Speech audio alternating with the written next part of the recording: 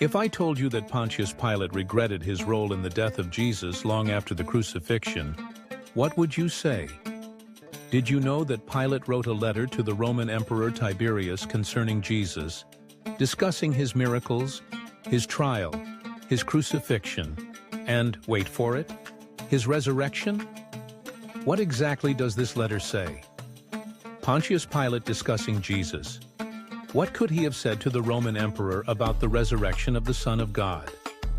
Did you also know that the letter contains remarkable details about Jesus' appearance that aren't even found in the Gospels? This is what this episode is about, to explore the content of this letter and what it says about Jesus. Now, I want you to judge for yourself as we read parts of the letter that Pontius Pilate wrote to Caesar about Jesus Christ. Pontius Pilate to Tiberius Caesar the Emperor, greeting, "There has appeared in these our days a man of great virtue named Jesus Christ, who is still living among us and is accepted by the Gentiles as a prophet of truth. But his own disciples call him the Son of God. He raised the dead and cured all manner of diseases. He is a man of stature, somewhat tall and handsome, with a very reverent countenance, one that beholders may both love and fear. His hair is the color of ripe chestnut, smooth to his ears, from where it flows downward, more radiant, curling and waving about his shoulders. In the middle of his head, there is a part in his hair, in the manner of the Nazarites. His forehead is smooth and very delicate, his face without spot or wrinkle, beautified with a lovely red. His nose and mouth are perfectly shaped. His beard is thick, of the same color as his hair, not very long but forked. His expression is innocent and mature. His eyes are gray, clear and sharp. In reproving, he is terrible. In admonishing, he is stern. Courteous and well-spoken, he is pleasant in conversation, always mixed with gravity. It is not remembered that anyone has ever seen him laugh, but many have seen him weep. His body is well proportioned, his hands and arms beautiful to behold. In speaking he is temperate, modest, and wise, a man whose singular beauty surpasses the children of men. The content you are requesting describes the events and thoughts of Pontius Pilate regarding the trial and crucifixion of Jesus. It is presented as follows. Pontius Pilate, the ruler of Judea, felt pressure from the Jewish priests, who were jealous and sought to kill Jesus. A traitor handed Jesus over to them, and Pilate had to question him about the charges against him. Pilate describes Jesus as answering questions humbly and without hesitation, although he spoke eloquently at times.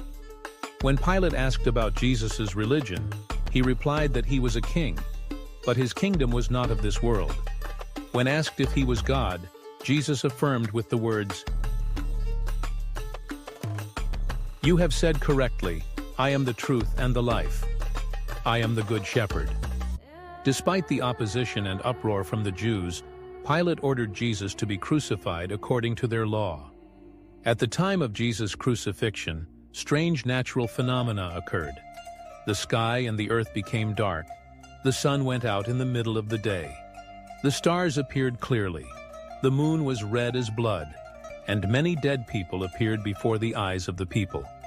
Pilate, tormented by this event, hastily washed his hands to show that he was innocent of shedding the blood of an innocent man, a man like whom he had never seen before.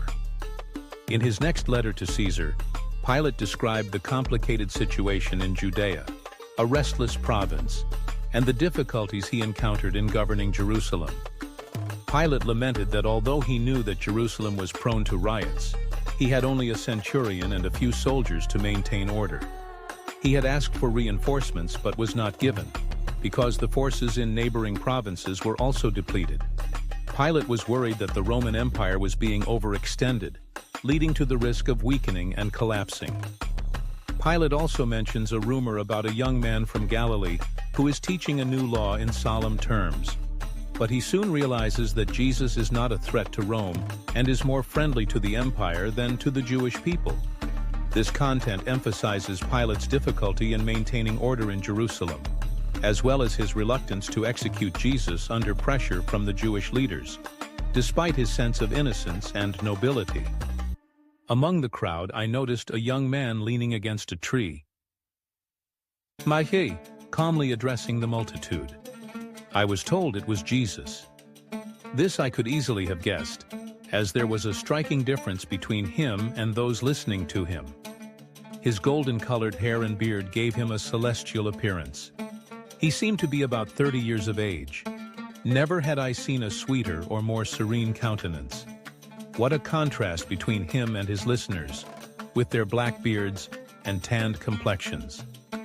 Let's pause to comment on this, as I believe this is one of the only recorded descriptions of Jesus' appearance in historical documents. Of particular interest is the description of his golden-colored hair and beard. In an earlier version of this letter, Jesus was described as having chestnut-colored hair, which is essentially the same. However, the inclusion of this detail raises questions about its authenticity. Was it an addition made by later scribes copying the document? Or did Jesus truly have lighter-colored hair and a beard compared to his contemporaries? Some believe this might be an embellishment added by those who copied the document over the years, but we don't know for sure. It's certainly intriguing. Personally, I don't think it changes much either way. Returning to Pilate's report, unwilling to disrupt him with my presence, I continued my walk but signaled to my secretary to join the group and listen. My secretary's name was Manalus. He was the grandson of one of the conspirators who encamped at Actium, awaiting Catiline. Manalus was a longtime resident of Judea and well-versed in the Hebrew language.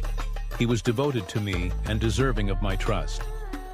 Upon entering the praetorium, I found Manalus, who recounted to me the words Jesus had spoken at Siloam. Never in the works of the philosophers, nor the schools of rhetoric, have I heard anything that could compare to the teachings of Jesus. One of the rebellious Jews, who were so numerous in Jerusalem, asked him whether it was lawful to give tribute to Caesar.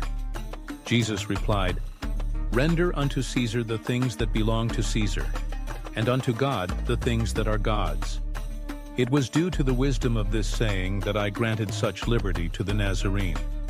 I had the authority to arrest and exile him to Pontus, but that would have been contrary to the justice that has always characterized the Romans. The man was neither seditious nor rebellious. I extended my protection to him, though he may not have been aware of it.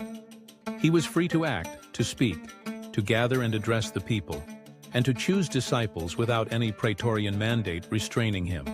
However, this unlimited freedom granted to Jesus provoked the Jews, not the poor, but the rich and powerful. It is true that Jesus was severe toward them, which in my view was a political reason not to restrict his liberty. To the scribes and Pharisees he would say, "You are a race of vipers, you resemble painted sepulchres." At other times he mocked the proud alms of the publicans, telling them that the widow's mite was more precious in the sight of God.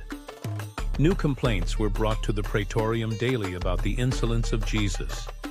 I was even informed that misfortune would befall him, and it would not be the first time that Jerusalem had stoned those who called themselves prophets. If the praetorium refused justice, an appeal would be made to Caesar.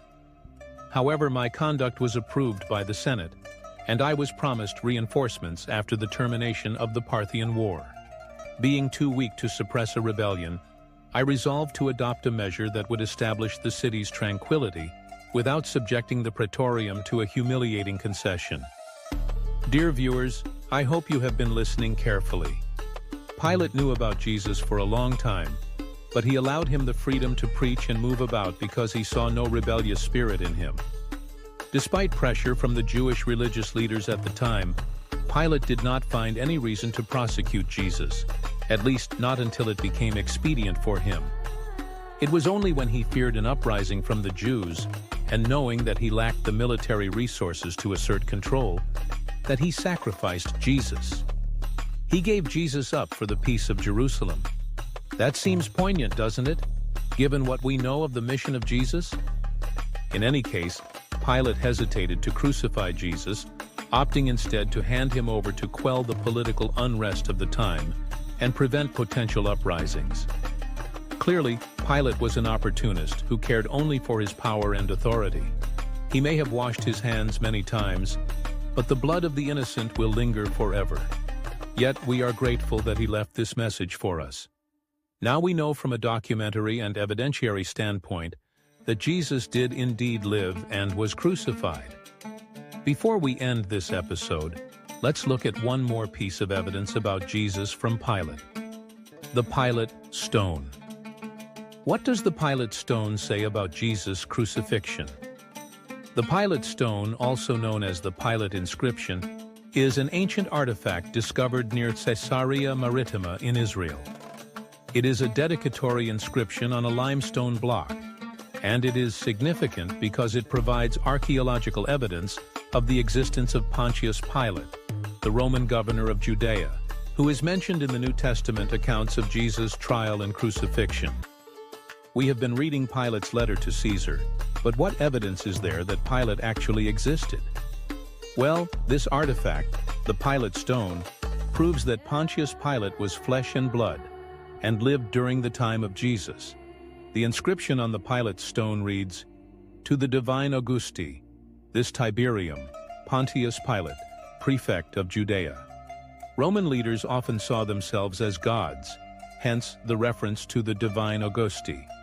Today, we know that Caesarea Maritima is located along the Mediterranean coast of Israel. It was a significant ancient city and administrative center during Roman times.